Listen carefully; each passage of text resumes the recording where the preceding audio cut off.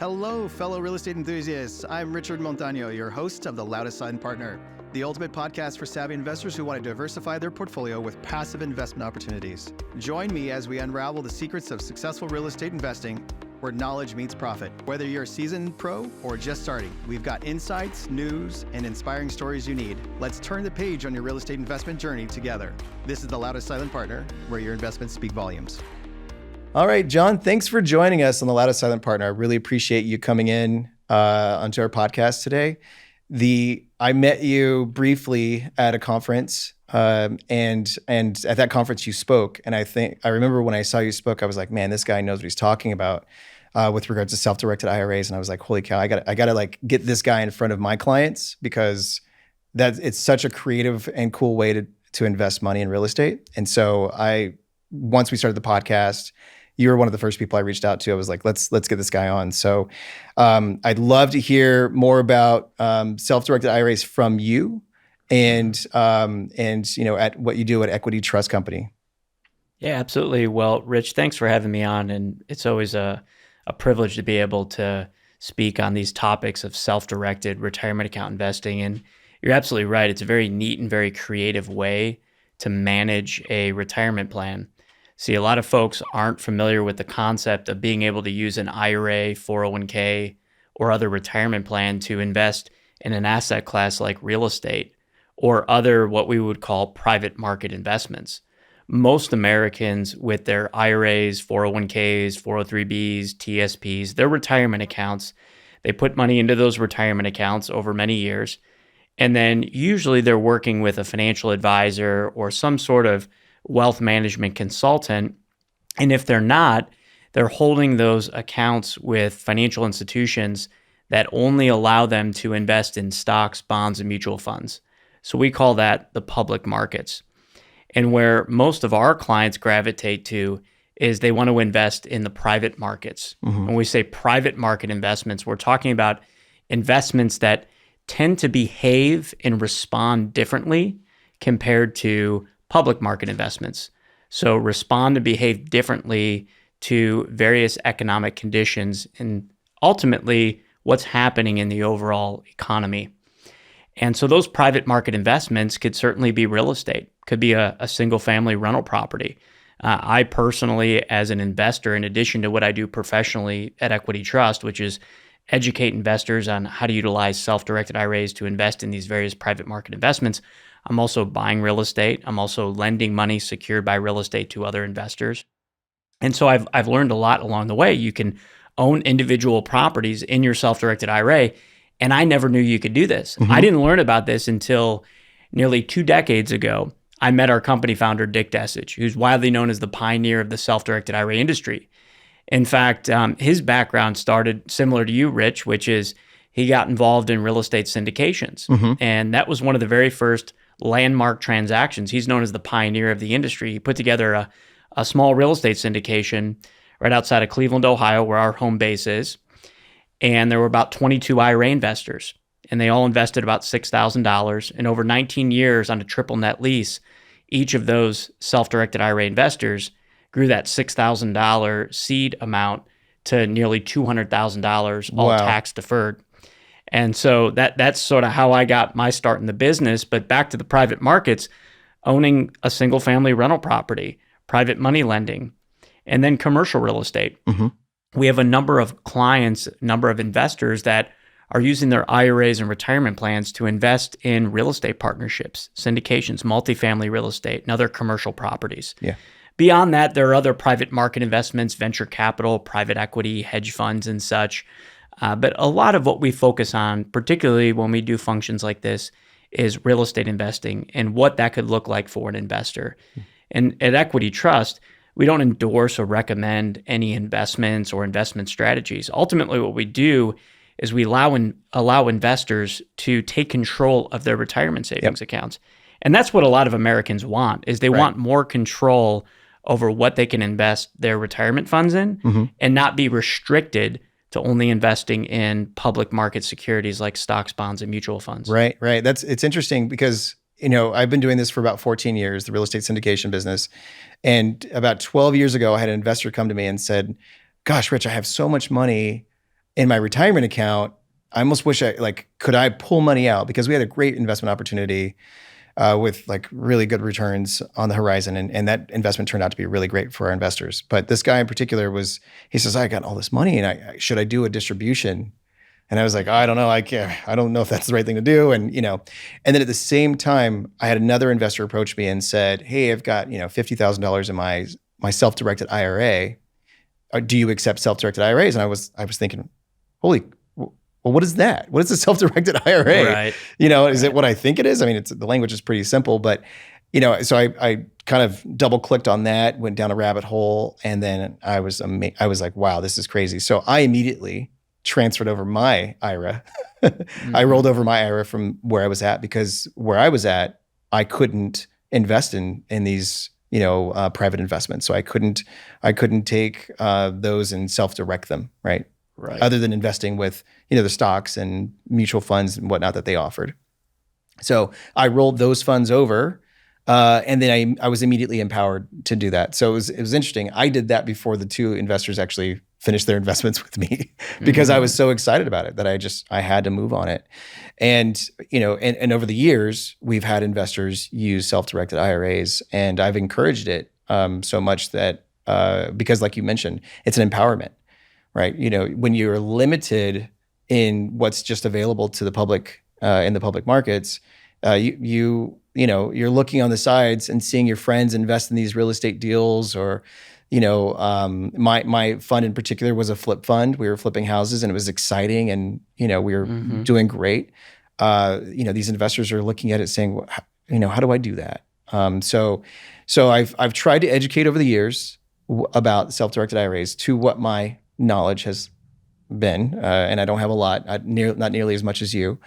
But it's been wonderful. A lot of our investors I have converted quite a few, and I'm hoping with this podcast we can share a lot with our listeners, that they can be more empowered to invest in deals that we offer and deals that other syndicators might offer. So in this time, as we talk through what a self-directed IRA is, I'm curious about what are the pros and cons of doing a self-directed IRA versus, like what's the downside? Because right now, based on what we just shared with each other, there's a lot of upside here, right? Empowerment, different opportunities with different, returns. Right. What are sort of the cons? And maybe if you have some more pros, love to know. Yeah. To start, self-directed is an industry term.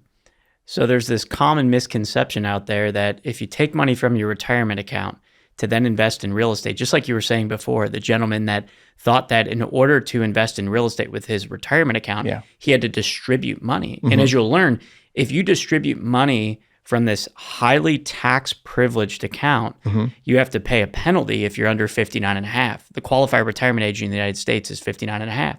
So if you take money out premature, there's a 10% penalty and ordinary income taxes. But if you keep the money in that self-directed IRA, in the IRA in general, then there's no taxes or penalties for moving that money out for a private market investment, whether it's real estate, a real estate syndication, a trust deed mortgage note, other type of private market investment. But the key is making sure that you don't remove it from the account, and rather you move it to the right type of custodian. So you hear this term custodian. There's lots of different custodians. Most custodians can only allow you to invest in the public markets, as we were talking about. Now, some custodians will offer what's called a self-directed brokerage option, which could be nice for the investor that wants to trade individual stocks, mutual funds, maybe publicly traded REITs, but that's the closest they're going to get to a private market or alternative investment, I should say. Real estate would be a publicly traded REIT, which is going to function and behave much differently than a private market investment. Right.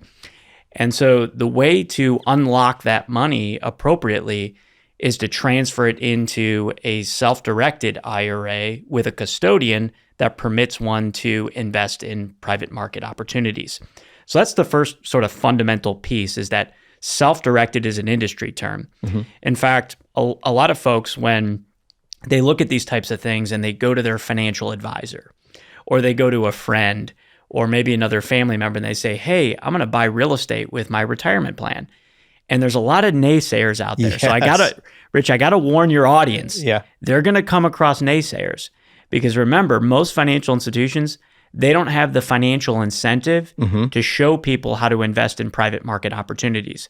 Financial advisors, wealth management consultants. Right. I'm not saying they're ill-advising people. All I'm saying is they don't have the financial incentive, the infrastructure, the knowledge and expertise to guide someone down the direction of a private market investment. I'm so glad you mentioned that because we've actually experienced that. We've had, you say naysayer, I say deal killer. These guys come in and they say, no, I don't advise, that you invest in that with your self-directed.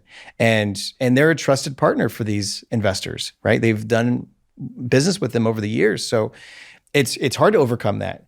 So, could you give me some advice as well as our listeners? How do you overcome or educate those advisors on the benefits of using a self-directed IRA? So a couple of ways you could do that. First is education. That's going to be key. And in fact, we have videos, and this is a great source where you could say, hey, provide this to your financial advisor, your financial planner, or if they're talking to a family member about this, right? Provide this education. In fact, a lot of folks, they think that it's a distribution, not an investment. Right. So I turn them on directly to the IRAs. So I go to the IRS website for everything. Publication 590, 560, Internal Revenue Code 408, 4975. Rich, this is my life. Yeah. So this is light reading for me. This is what I enjoy reading. My wife, she thinks it's absolutely bizarre, but it really helps me explain this to individuals and be very, very factual about it, which is most important because after all, this is individuals' retirement savings. We want to make sure we take this very, very seriously. And so if you go to the IRS website and you search real estate IRA FAQ, and you got to scroll down to the bottom of the page, but you'll see a little blurb, and this is in black and white from the IRS, that says real estate is a permissible investment, but due to the administrative burden, financial institutions are not required to permit you to invest in real estate. So what you'll learn is back in 1974, when the Employee Retirement Income Securities Act was passed, this is what you hear as ERISA. So this is the body of law that was passed that sort of gave birth to IRAs and 401ks and all the types of retirement accounts that we see today.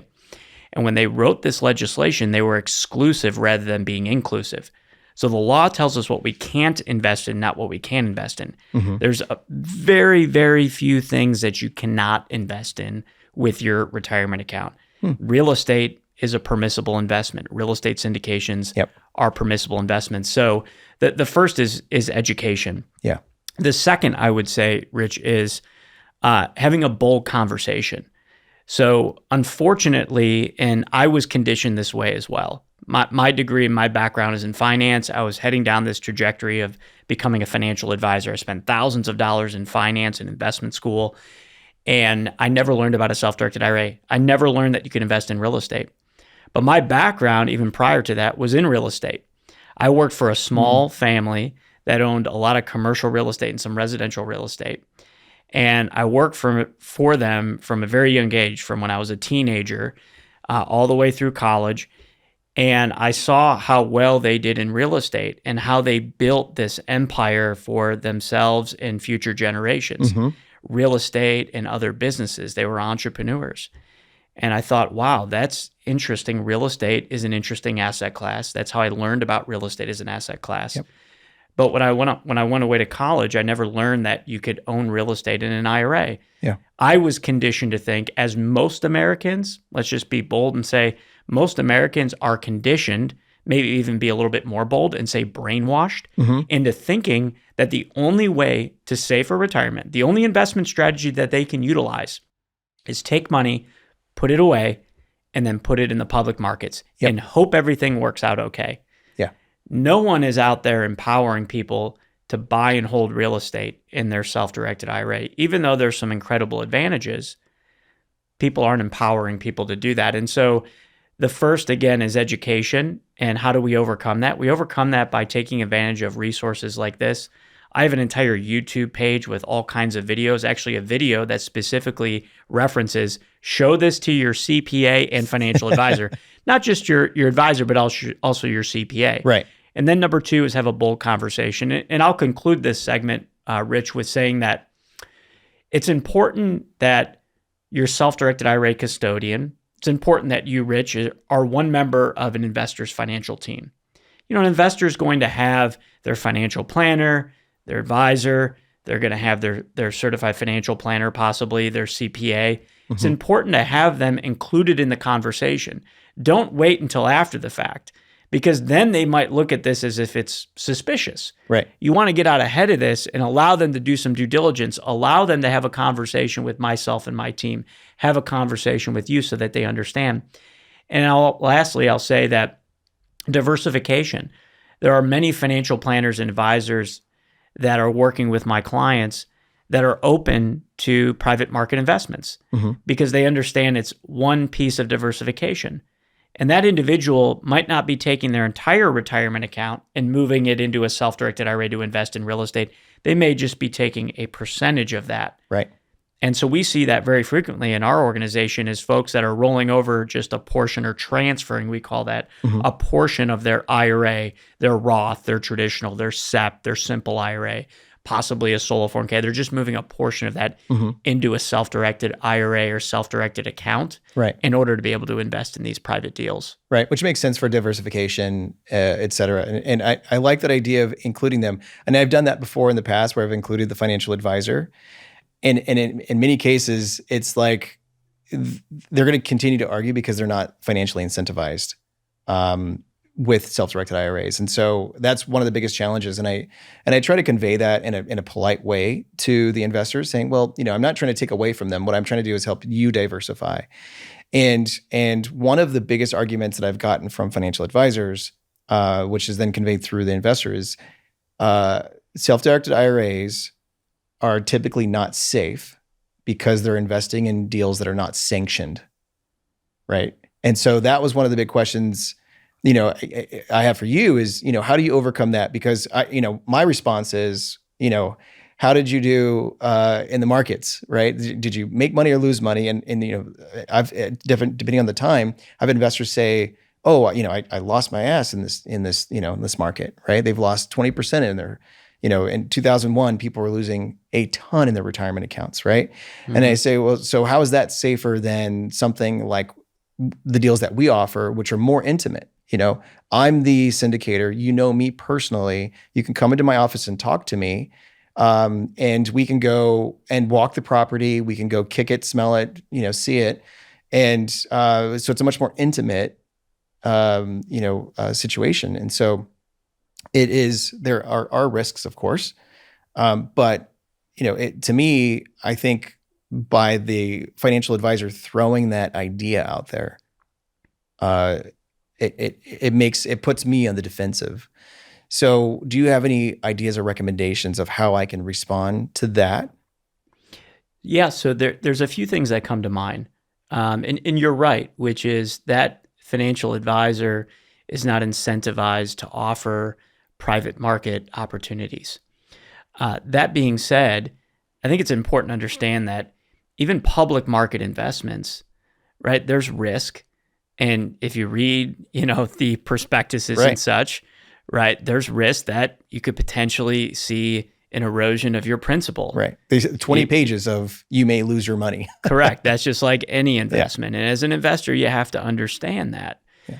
And you have to look at the details of the prospectuses in the private world. Generally, it's going to be a private placement memorandum. So I'm sure, Rich, you're producing a private placement memorandum and you're showing those investors cash flows, net operating income, because these are apartment building syndications, so that they can understand, here's the brick and mortar, here's the rent rolls, here's what we're doing, here's how we're adding value. And so that's what I would encourage folks to look at, is look at the opportunity. I can't advise on whether a deal is a good deal or not. That's not what I do. That's not what our firm does. We're very clear with clients that open self-directed IRAs that they have to do their own due diligence. Yep. So I would say, you know, that investor understanding how the cash flow mechanics work, where that property is located, Is it in vicinity or proximity to them? Do they feel comfortable with it? Do they feel comfortable with the individual that they're investing with? Yeah. On the advisor piece, having a bold conversation with them, again, is really, really important. And I understand that someone may not want to take all of their retirement money, Absolutely. right, and put it into one individual deal. They might want to put that into multiple opportunities and diversify. Right. So they would ultimately want to look and make that decision. It's also important to understand that financial advisor, they have oftentimes restrictions.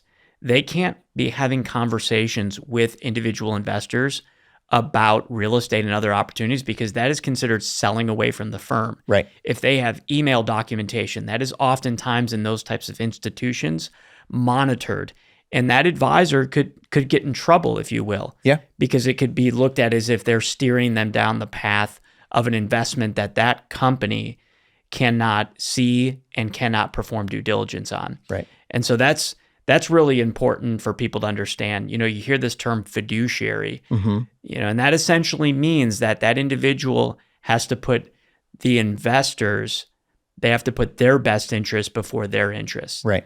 That being said, that advisor only has certain products that they can offer. Right. And private markets are not going to be one of those products. A couple other things that come to mind, Rich, is, I was researching recently some legislation. This goes back to the end of 2022, and there was a press release that was done by a committee within the United States government.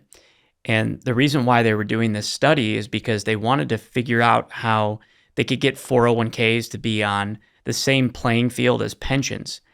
Because, see, there's a Georgetown University study that was done that argues that pensions have consistently outperformed 401ks because of their allocations to alternative private market investments, including real estate, private equity, and hedge funds were mentioned in this study.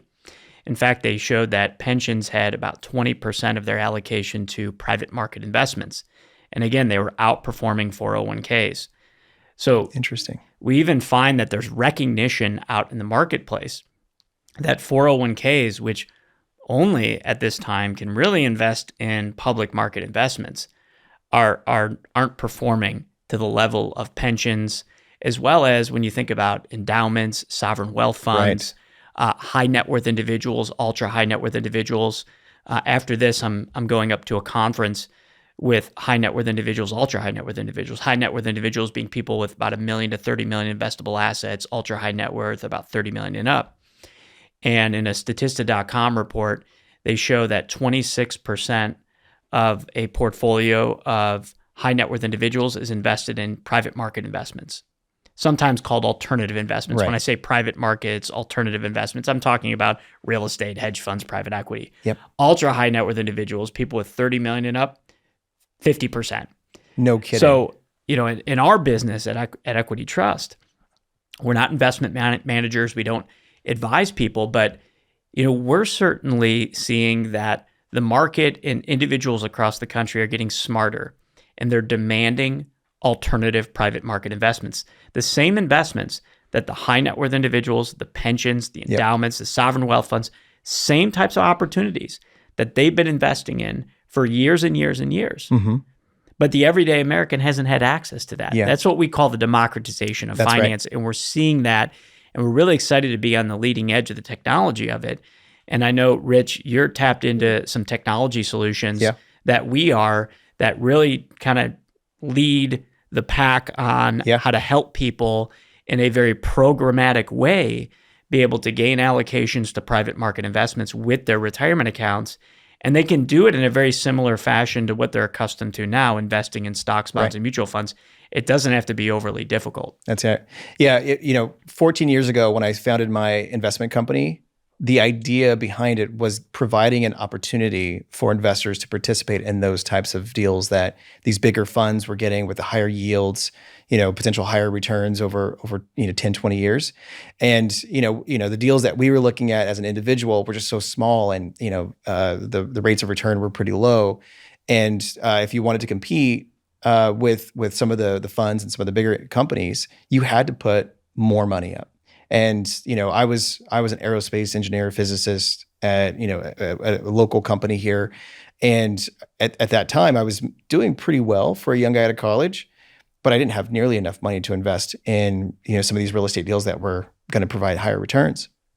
So I got a couple friends together and I went, wow, this is great. My friends, doctor and teacher and the different people. And we grew from there, over time, where I was able to help more people. And I thought, gosh, I should do this in a bigger way. So I left my company at that time. I quit and I started my own business doing, real estate, my company, Lifting Mountains Capital. And so that company we've focused in our entire effort on bringing in the opportunities to these different individual investors that wouldn't normally see those deals.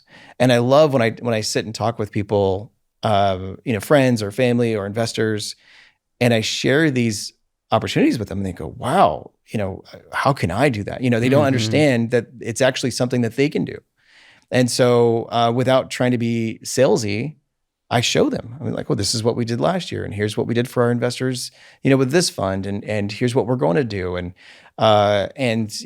we an example, we built an apartment building here in San Diego in a very a high-end neighborhood, and a lot of the investors, I invited them to the first shovel ceremony, and and I referred to them all as partners and owners, and they were right, and they were there with every step. Now they weren't doing the work.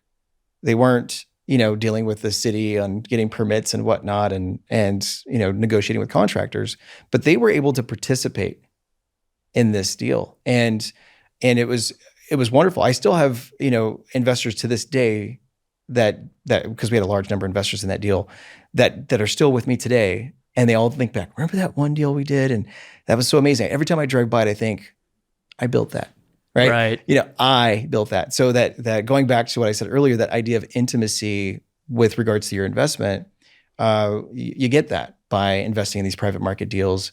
And community as well. Absolutely. What I'm hearing, we like to say from Wall Street to Main Street. Yep. Being able to see the good that a retirement account can do for a community.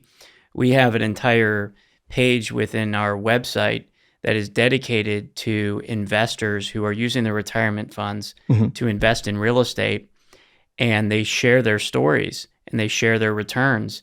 And every single one of these individuals that I interviewed, I asked them, why are you doing it? And I thought it was because of the returns and what they were going to be able to do with the money. And, what was interesting, although their returns were very good, it was because of different causes. One was they were buying apartment buildings and single family properties, and they were renting them to veterans, challenged veterans. Another individual was accumulating wealth in their retirement accounts so that they could take that money out tax-free, because what you'll learn, Rich, is with a Roth IRA, once you grow that account and you turn 59 and a half or older, you can begin taking tax and penalty-free withdrawals, 100% tax-free. A Roth IRA is a tax-free account. It's seeded with after-tax dollars. It grows tax-free. You take the money out, you pay 0% tax. And you can do a self-directed with your Roth. Of course, self-directed. So there's one gentleman that has built up his Roth IRA to a point where now he can distribute money tax-free. And he actually uses that for various charities that he's a part of. He's building water wells. I didn't know this, but there's like 1 million people in underprivileged countries that are dying every year because they don't have safe drinking water. I mean, here in the United States, right, we have water bottles that challenge ourselves to drink more water because we don't drink enough water. And here you have people across the world, right, that don't even have safe drinking water. That's what he's doing. So it's incredible what people have the ability to do, what they're afforded to do with these retirement accounts, investing on Main Street instead of Wall Street, which is exactly what I'm hearing you talking about. Yeah. I mean, you just reminded me of a story. I mean, this is not as big as that, but in a local community, there was a building that we were offered off market. It was a small apartment building, and I drove up to it, and it was just in total disarray. And I looked at this building. I'm like, oh my gosh, this is crazy. There were obvious drug addicts walking around, and I look to the right, nice building. I look to the left, nice building. I see kids and families walking around the streets. So the neighborhood was nice. And then I look at this building and I went, holy cow, this is incredible. And, the price was right. The metrics were good. So I pulled together a few investors and we bought the building. And we had to move a lot of tenants out. We actually moved all the tenants out and we fixed it up. We gutted the whole building. We took it down to the studs, water, electric, roof, windows, doors, everything. Everything, basically from the studs out. And at one point I was outside and this police officer drove up and I went, oh gosh, what's going on? What did one of my guys do? What happened? And he says, hey, are you the owner? And I said, yes. In essence, I act as the owner. And I said, yeah, I am. And he says, I just want to thank you for what you did. Like you took a building that was actually having such an impact on the community that good people were looking at leaving, right? Families were afraid for their kids to walk to school if they walked by this building. And so it was just really amazing. And that conversation like really made me feel good because, we're here, we're going to make some money. We're, obviously we're helping people's retirement accounts, helping build legacy through investments for our investors. But at the same time, we're also helping a community by lifting it, right? With, bringing families in, nicer tenants, where actually the aesthetics are improved. And I had several conversations with other neighbors that came over and said similar stories to me. I heard some detailed stories, which I shouldn't share here, but that I could just see there was a huge difference in what happened. And even to this day, we still own the building, and it's going really, really well. And our investors all feel great about it. It's just really great. So now, I think about the first time I invested with my self-directed. And we don't have to say which company I use, but I've actually had several clients use Equity Trust, and the process has been smooth. The paperwork is pretty straightforward. Everything is pretty clear. And so I was hoping maybe you could, for our listeners, kind of help. You've got your IRA with, some big name firm that does not allow self-directed. So what happens from that point to actually investing in an apartment building with Rich? How can you kind of explain the mechanics there? Yeah. So let's use the example of a real estate partnership, a syndication. So you have a 3-step process. The first step of the process is open and fund the self-directed IRA. And again, for all the listeners, self-directed is just an industry term. Yep. You're not going to see in publication 590 of the IRS, the tax code 401 or 408, self-directed. That just is a moniker that says you can direct your funds. You're not going to be restricted. So the first step is open and fund the account. And Equity Trust, we have teams of individuals. We have over 500 associates that service our customers across the United States, over $45 billion in assets under custody and administration. Wait, so say that number one more time. Just over $45 billion in assets under custody and administration. So we have all the pipes, the plumbing, the tools, the resources to help people establish their account and fund their account. So they don't have to worry about how do I get money moved from point A to point B. Now, there's going to be some work, of course, meaning that the individual will need to be on the phone with us to initiate that transfer rollover. If they're in stocks, mutual funds, they'll need to liquidate those positions first and get into cash, and then move their money over into a self-directed IRA. Now, if done the right way, there's no taxes or penalties. They're just moving over dollar per dollar from one account to another. That's usually one of the first questions I get is, if I liquidate, if I sell, and then I move it over, am I taxed or penalized? And you are not. Yeah. When I did mine the first time, they sent me a check, and then I had like a certain time frame to deposit that check into another IRA account. Is that typical, or that was a long time ago? Is that the same way? So what you're referring to is what's called a distribution 60-day rollover. And you actually don't want to do that. You can only do it once a year. There can be withholding if you're taking it from a 401k. So you would do, if you have a 401k, 403b, thrift savings plan, let's just say a previous employer plan, you're going to open up an account with Equity Trust, and then you're going to do what's called a direct rollover, meaning it's going directly from one institution to Equity Trust. Got it. Now, the check might be mailed to you, but it's made payable to your Equity Trust IRA. That way, there's no withholding, there's no 1099-Rs. It's very simple, straightforward, directly into the IRA, no taxes or penalties. If it's an IRA, it's a little bit easier and faster because we can send a request over to the individual's current IRA company, and then that company will send a direct transfer to Equity Trust. Got it. Now, step one, opening and funding the account, it's really, really important that the account is set up and funded well in advance of finding an opportunity. One of the most common pitfalls I see is folks will first try to find the opportunity, then roll over or transfer their funds. Well, unfortunately, we're at the mercy of another financial institution that's usually going to be a little bit unruly in rolling over or transferring funds. So you want to make sure you do that well in advance. Okay. Step two is the individual is going to direct their money from their IRA directly to the project.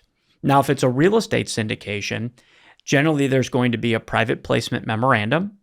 There's going to be an operating agreement, which is probably all in one nice, neat PDF document that you supply to that investor.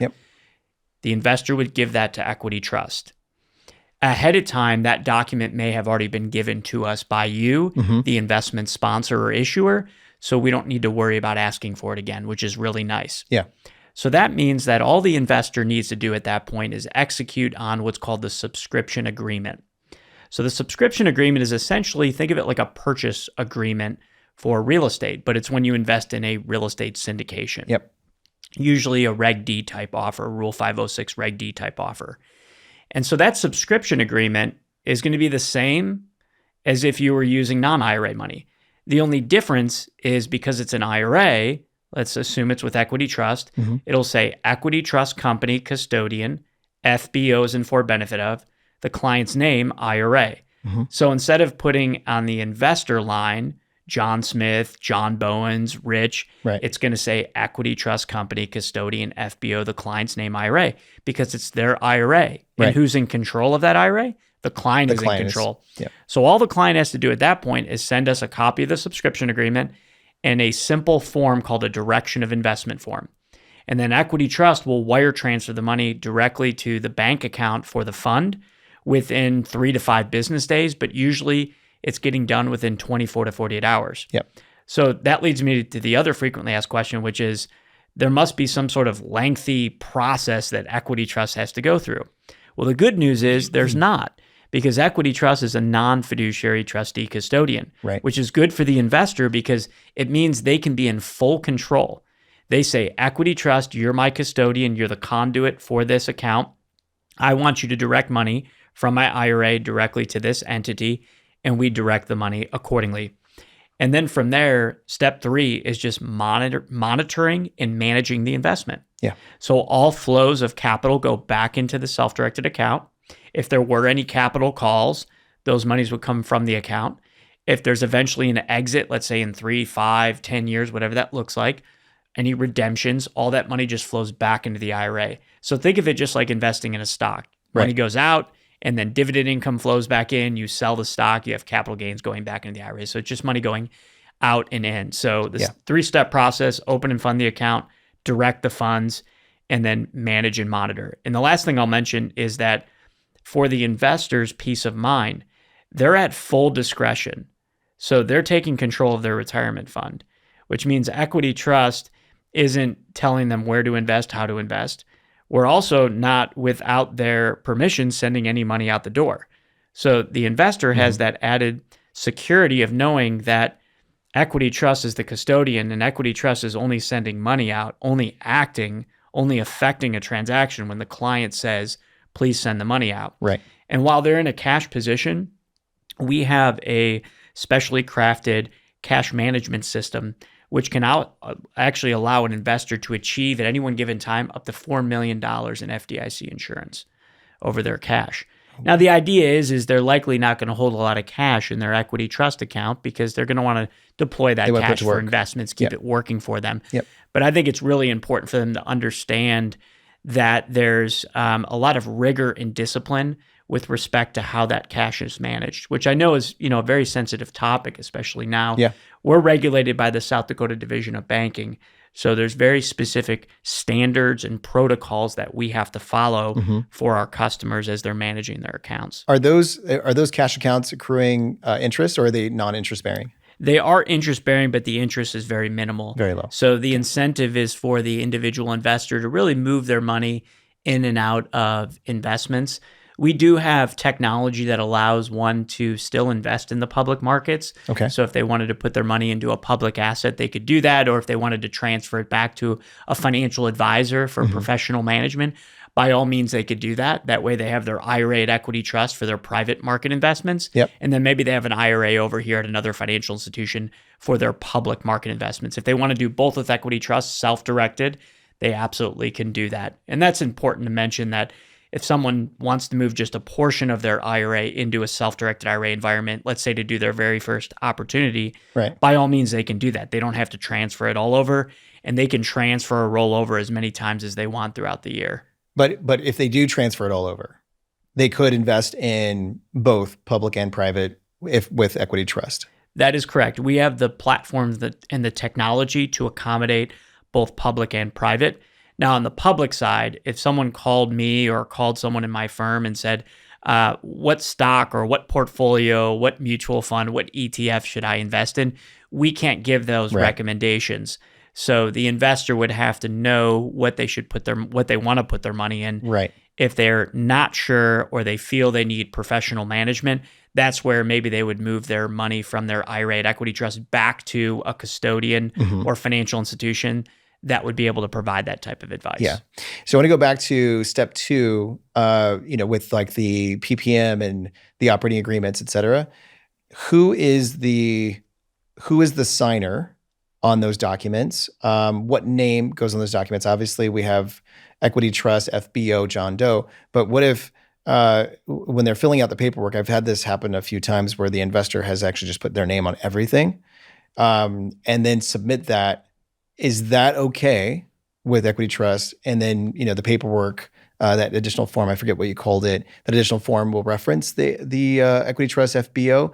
But what should they put there? What should they put on the documents where it says name, signatory, things like that? Sure. So on the subscription agreement where it says investor or name, they're going to put equity trust company, custodian, FBO, their name, IRA.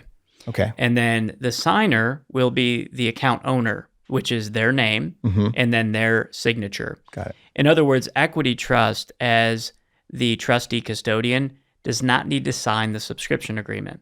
There are rare instances where we're required to do that, where we sign, but the customer has to sign first. Yep. Now, that would be if the investment sponsor or issuer. So, Rich, if in your case, if your attorney said, no, we want equity trust to sign as well, there are ways for us to accommodate that, but it's incredibly rare. In fact, we even have a letter, because we've been doing this a very long time. We have a letter that says that the customer has the authority to sign any and all documents. And by the way, that is a very common misnomer in the industry, is that the custodian has to sign documents. Right. That's not the case. The investor is in full control. Now, we have an online platform set up. So every client that opens an account, they can log into this online, what we call My Equity system. And they can actually launch that investment online. So they can upload their subscription agreement right online into the secure portal. And then Equity Trust is going to initiate that transaction. So we just need the wiring instructions and the client's authorization on what's called a direction of investment form. It's a very straightforward process. And then we wire transfer money out the door. The other thing I should mention at this point in terms of the operational procedures is every new client at Equity Trust, when they're just getting familiar with our system, we recognize that this might be complete foreign territory for them, right? They're used to putting their money into stocks, mutual funds, and sort of set it and forget it. And there could be a lot of intimidation around, how does this work? How do I do this? I remember when I got started in the business nearly 2 decades ago, I was like, this is very strange. Yeah. I don't know how this works. I remember doing my first private money loan to a real estate investor, and I was sending all the money I had out for my IRA out for this investment. And, it was a little bit intimidating. But what we've done is we've built a system where every new client has what we call an onboarding specialist. This is a single point of contact, one-on-one. You have a phone and email. By the way, these people work in our office right outside of Cleveland, Ohio, in our corporate headquarters. So in that headquarters, we have most of our staff. We do have some offices throughout the country, but most of our staff is there.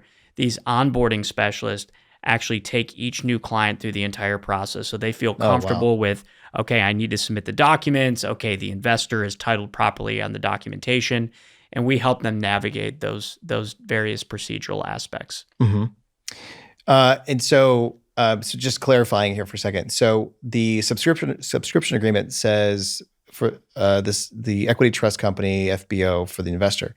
Is that also on the operating agreement and the PPM? So as the signer of all those things, do you still reference equity trust FBO? Anywhere where you would list investor. So if there is like a joinder to the operating agreement, obviously every deal might be a little bit different. Generally, I just see a subscription agreement. Sometimes I'll see a joinder to the operating agreement. Usually there's no reference to that in the private placement memorandum, but essentially anywhere where it lists investor, it's going to say equity trust company, custodian, FBO, the client's name, IRA. Of course, within the records of the investment company, wherever they're holding those records, oftentimes referred to as the cap table. The cap table is going to show equity trust company, custodian, FBO, client's name, IRA, their individual ownership interest, or usually it's the number of units, the membership units.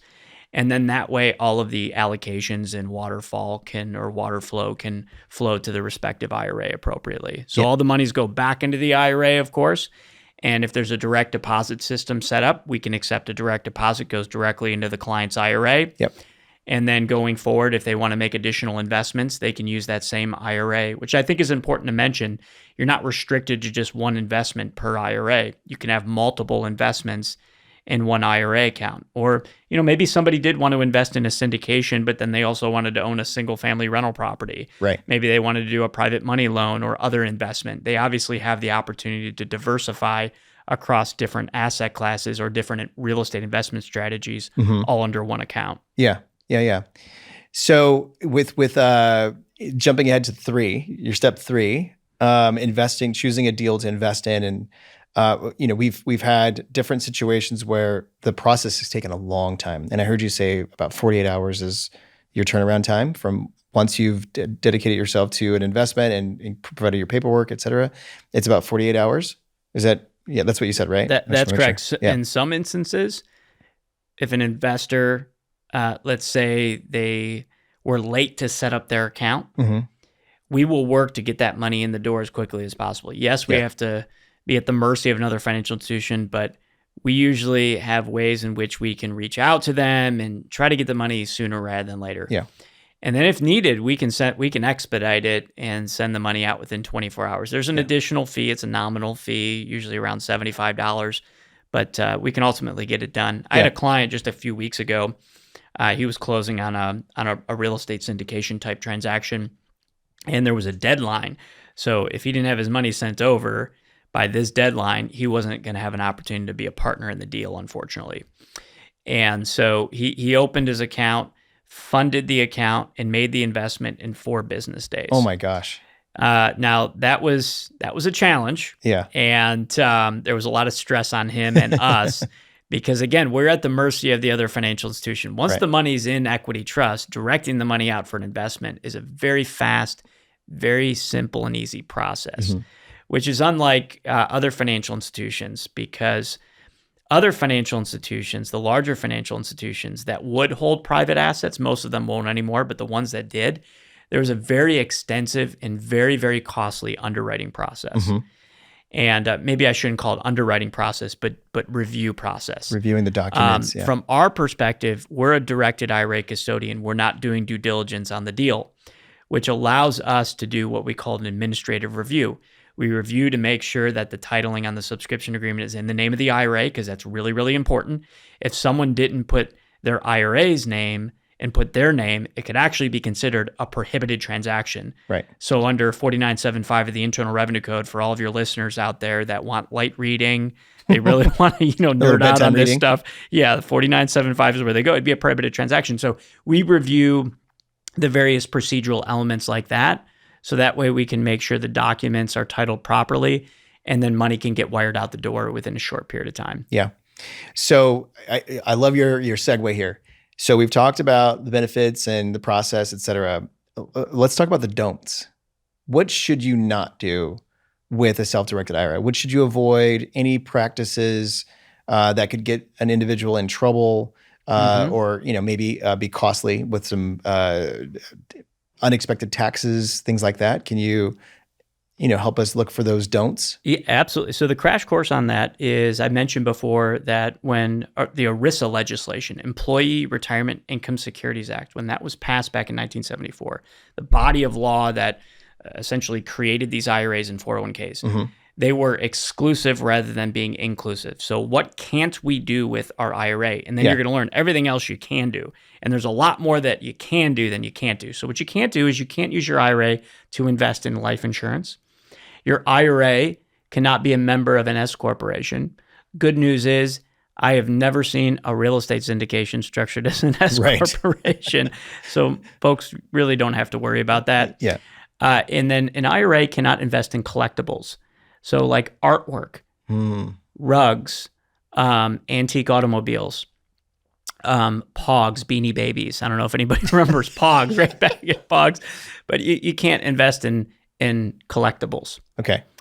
And you also cannot transact with what are called disqualified persons. So under 4975 of the Internal Revenue Code, we cannot transact with disqualified persons, which include lineal ascendants and descendants, which means parents, grandparents, children, grandchildren.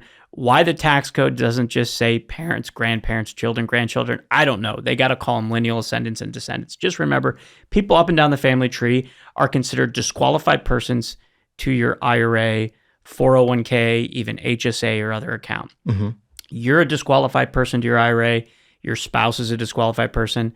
And then any businesses that you own or control 50% or greater of, which would also include all the disqualified persons that I just mentioned. Meaning if you and your spouse each have 25% interest in an LLC, that's 50%. That entity is a disqualified person to your IRA. So what does this actually mean? What it means is that your IRA can't transact with these disqualified persons. Got it. Transactions would be buying, selling, leasing, lending of money, providing services, receiving any personal benefit. So if your IRA is investing in a real estate partnership, the chances of a prohibited transaction occurring are slim to none. The only instance where it could occur is, let's say yourself, Rich, you're the general partner of these transactions. And if you own 50% or greater, and even if you own less than 50%, most likely your IRA investing in one of your own transactions is going to be considered prohibited. They use the term self-dealing. It's a self-dealing prohibited transaction. But if you're a passive investor, your IRA making a loan to another investor to flip a house, buying a single-family rental property, leasing it out to a non-family member, those wouldn't be prohibited transactions. What happens if you do a prohibited transaction? Your IRA ceases to exist. It becomes distributed January 1 in the year in which that transaction occurred. So ultimately, those are disqualified persons. You can't transact your IRA with a disqualified person. And that's what folks really need to understand. We do have other videos like on YouTube that talk through this. Yeah. And I'm glad that you asked this, Rich, A, because it's really important and I take it very, very seriously. And I spend a lot of time talking about this. B, because going back to what you were talking about with individuals going to their financial planners or their CPAs, there can be this misconception that self-directed IRAs are really dangerous because of those prohibited transactions. Right. Well, they're dangerous just like, if someone's not trained on a piece of equipment, right? That piece of equipment is very dangerous to that person.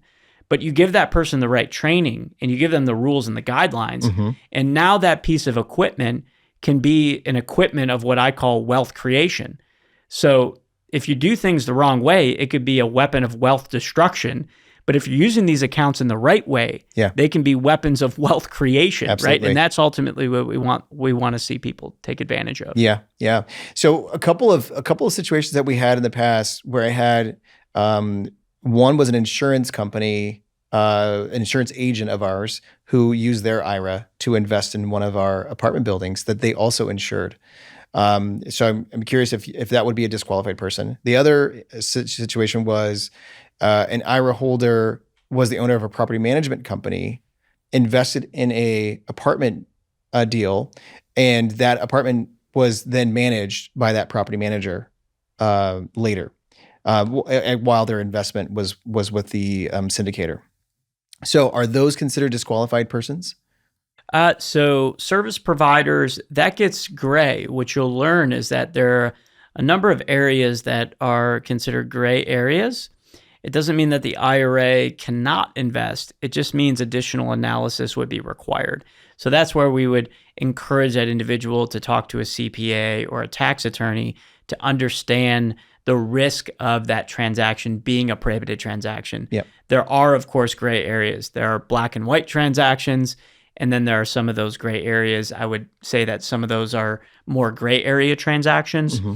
So, for example, in apartment building syndication, I see it quite frequently where there'll be two partners, and there'll be 50-50 partners in a holding company. Mm-hmm. I'll call that the mothership. And then that mothership, every time they find an apartment building deal, they set up a separate LLC, Yep. right? And there's a lot of reasons why, as a Yep. syndicator, folks do that. We don't need to go into that in this particular program. That's the way it works. Right. Well, if this mothership is owned 50-50, and let's say you got 50% owned by John, 50% owned by Jim, and John, 50% owner, this entity is a disqualified person to John's IRA. So let's say John says, you know what, I want my IRA to be an LP, a limited partner in one of these syndications, one of these funds. Well, if you follow that up the chain to the mothership, one would argue that that's a prohibited transaction because the entity is owned 50% or greater by John. Mm-hmm. Now, if John was a minority owner, let's say John only owned 10%. And let's even, for argument's sake, say that John isn't receiving any management fees.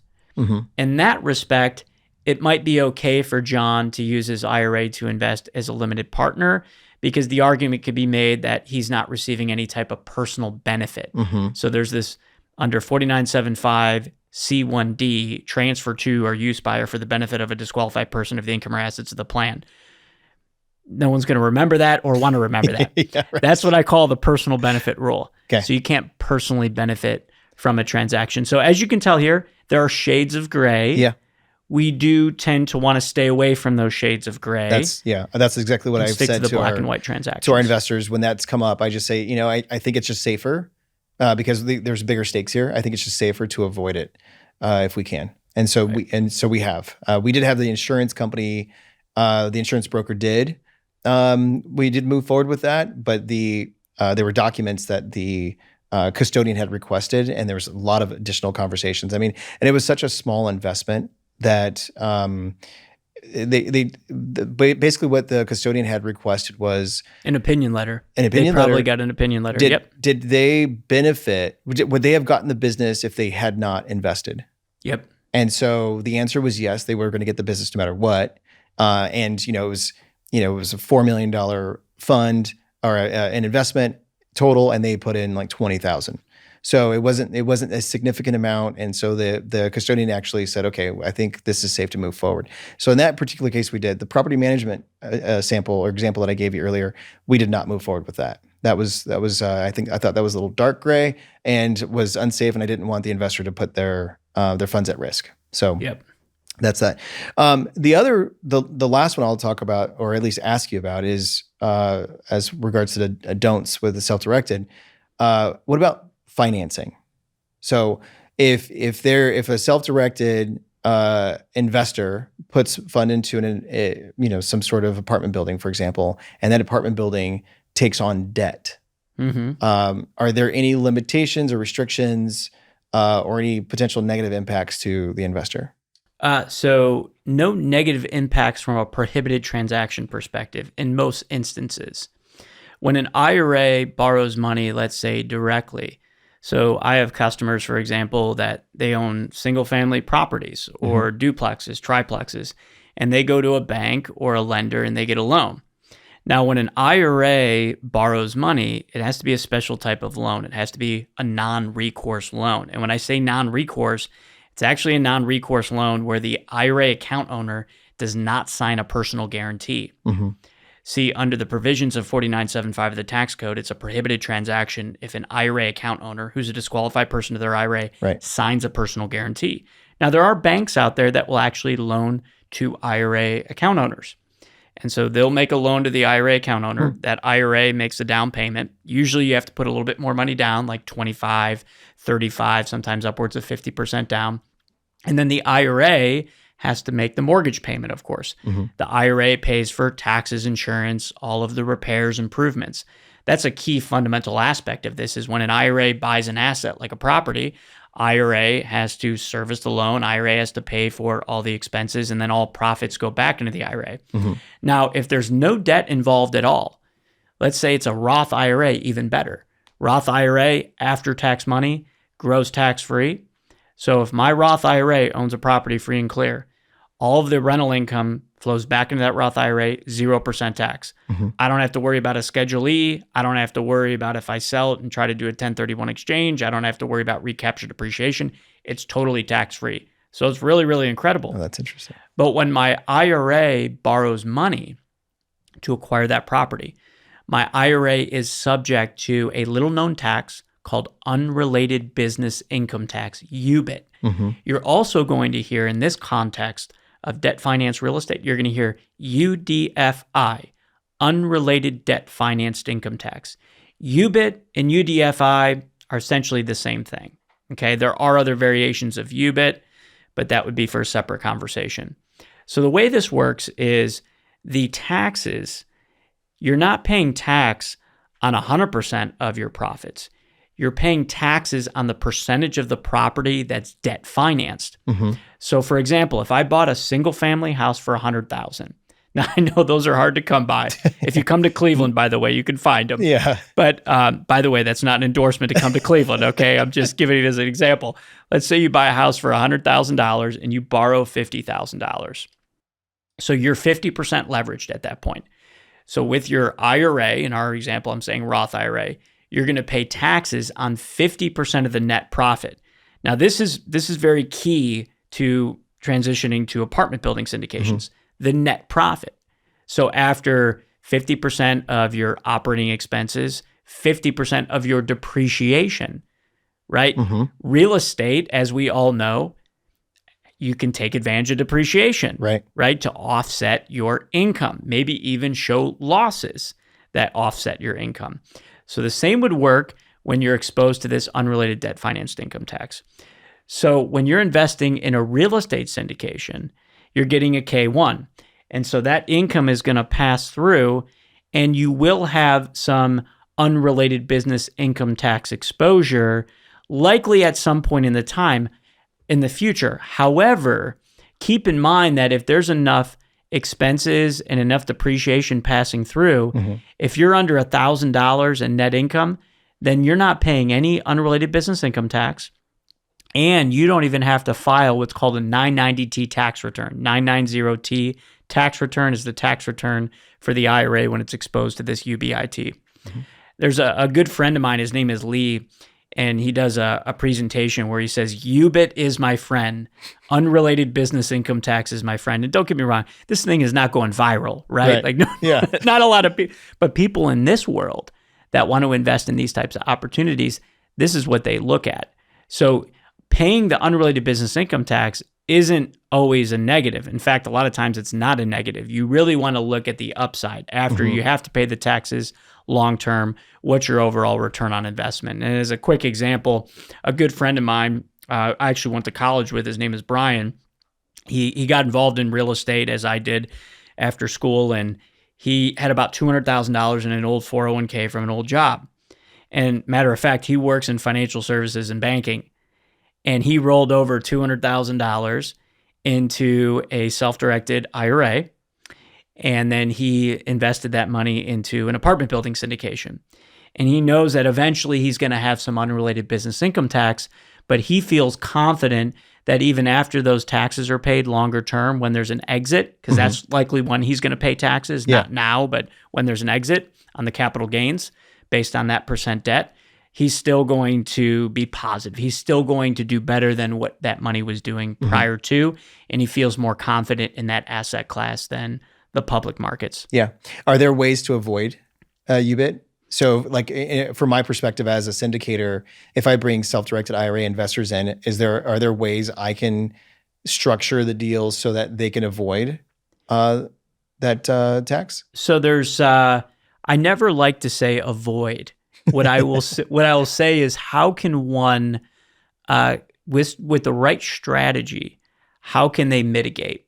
Okay. So the first would be, if someone is a self-employed individual, meaning that they have a business or they're a sole proprietor and they don't have any employees and they have earned income, like a real estate agent is a great example, then they might qualify for what's called a solo 401k. And solo 401ks can be very attractive because you can get a lot more money into a solo 401k compared to an IRA. In fact, for 2024, you could potentially get up to $69,000 when you're under 50. When you're 50 and over, you can get up to $76,500. So you can get a lot of money in there. And you can also get a lot of money into what we call the Roth component of the solo 401k, which is going to grow tax-free for the rest of your life. So if one qualifies, they can make the investment with a solo 401k. And what's interesting about a solo 401k is there are exemptions for unrelated debt financed income tax, as long as the debt is structured properly. And I have yet to see a real estate syndication where the debt isn't structured, where the solo 401k would be exempt from the unrelated debt financed income tax. So that would be number one. Number two, on the syndicator or investment sponsor side, and this may or may not make sense based on how your business is structured, but there's this concept of what's called a blocker corporation. And I've seen it used in real estate. So you have an LLC taxed as a corporation, or a corporation here. The self-directed IRAs are invested in that entity. That entity is paying corporate taxes, and then the income flows through as dividend income. Corporate tax rate of 21%. You're going to have a state based on the state that you're in. The UBIT, unrelated business income tax rate, can potentially be as high as 37%. Plus, if you add a state tax in, it could be over 40% compared to the much lower corporate tax rate. Now, I know that might be a lot for folks to consume, but here's the reason why. Think of it this way. When you use your IRA to invest in a publicly traded security, you don't have unrelated business income tax, right? Right. You don't have it because publicly traded companies, for the most part, are corporations. They pay corporate tax. And then the dividend income flows through, and dividends are passive income and exempt from unrelated business income tax in an IRA. When you're investing in a real estate syndication, it's not being taxed as a corporation. Right. That's why you have this UBIT. But if you created a, call it, sidecar entity, tax it as a corporation, now the investors, their returns might not be as favorable as if they invested directly into the main company, but they're mitigating that unrelated business income tax. They don't have to worry about a 990T tax return. Right. So a lot of finite strategy there. What I'll say is I have seen plenty of investors using their IRAs to invest directly into real estate syndications. They prepare 990Ts. By the way, Equity Trust, we have a 990T preparation department. So we understand the importance of folks complying. I appreciate you bringing up the question because it's an important question to answer. It's an important item to talk about ahead of time for investors, Right. so they understand what's happening. And if they wanted to have their CPA handle it for them, by all means, they could do that. Or they can have Equity Trust. We do charge a fee, of course, for it, but we can prepare the 990T for them. And in many years, they might show a loss. So what they do is they save those K1s every year, and then they give us the K1s when there's an exit and a capital gain, and then you can take advantage of all those carry forward losses in order to offset your capital gains in the unrelated business income tax. Got it. Wow. Well, I mean, this is a powerful tool with a lot of nuance to it, and I think Equity Trust, my experience with Equity Trust has been good with my investors, and I've worked with about a dozen different custodians over the past 14 years or 12 years, and there's only about 2 or 3 that I'd say that were easy to work with, and actually I thought were supporting the client, the investor, in a way that helped them move forward, close the investment, et cetera. And so I appreciate, you and your company, and what you guys do. I would say, with what you guys offer, I think it's so important to continue down this education path. I know you're doing it already. You're the director of education for Equity Trust. You're crushing it. I saw you speak to this, in front of this group last year, and I was just like blown away. Please keep doing what you're doing. I would love to introduce you to some of our investors at some point, because I think, I want to educate them. I'm not the best person. I would love to introduce you. So I hope you're open to that. And again, thank you so much for joining us and sharing. Any last thoughts that you think that our investors or our listeners need to hear? Yeah, I think the first thing is to mention in closing is investing in real estate, investing in the stock market, no matter where an individual wants to put their money. Cherish the retirement accounts. Unfortunately, Americans have rated their IRAs when the going gets tough, and they don't always need to. And I've seen it. I've been doing this in financial services for nearly 2 decades, and I've seen it happen time and time again. When there's challenges in the economy, the first thing people will do is raid their retirement plans. Yep. But what you got to understand is your IRA avoids probate. There can be creditor protection. Your IRA, think of it as you have a shield in front of the snowball that's rolling down the mountain, compounding interest in the absence of taxation, I always call it. And it's blocking the sun, which metaphorically is the IRS. Yeah. So a lot of people talk about their silent partner being the IRS. Well, you can create a shield between that compounding of interest snowball rolling down the mountain and the metaphorical IRS sun. So why take money out of your retirement plan and expose it to taxes, expose it to potentially access to creditors, and expose it to probate? So these accounts are really, really powerful. And you can contribute every year to an IRA as well as a 401k at your work or wherever you're at. And I'd encourage folks to look at that. If they have the ability and the capacity to contribute to their IRAs, contribute to their IRAs. And by the way, I talked about the Roth IRA. Super, super powerful tool. July 22nd is William Roth's birthday. If you're wondering where the Roth came from, so there was a senator. He would be like 102 now. So he's since passed away, from Delaware. His name's William Roth Jr. His birthday is July 22nd. And we celebrate his birthday at our office. So like on July 22nd, you can come up to our office in Cleveland, Rich. We'd be happy to have you. And we have birthday cake and we do a whole celebration. And this account is just so powerful. And it didn't come about until 1998. And then a lot of folks in the United States did not qualify until 2010 because they had income restrictions on these Roth IRAs. And technically they still do to this day. But what you can do, even for high income earners out there, so think the person that's making $300,000, $400,000 a year, and they're saying, hey, everybody tells me that I can't have a Roth IRA because I make too much money. Well, you can.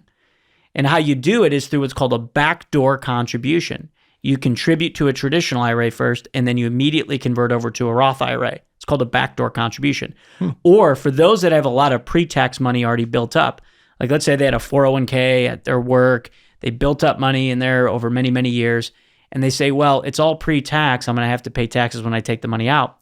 Well, they can do what's called a Roth conversion. So they can convert that money over into their Roth, pay the taxes now, and then they don't have to pay the taxes later. Yeah. A great example of this is a husband and wife couple that I started working with back in 2011 and 12. Matter of fact, the wife, she comes from the aerospace industry, just like you. She was an engineer, like you. So anyway, she left, just like you, she left her job to go full-time into real estate. And back in 2011, 2012, they called themselves stock market refugees.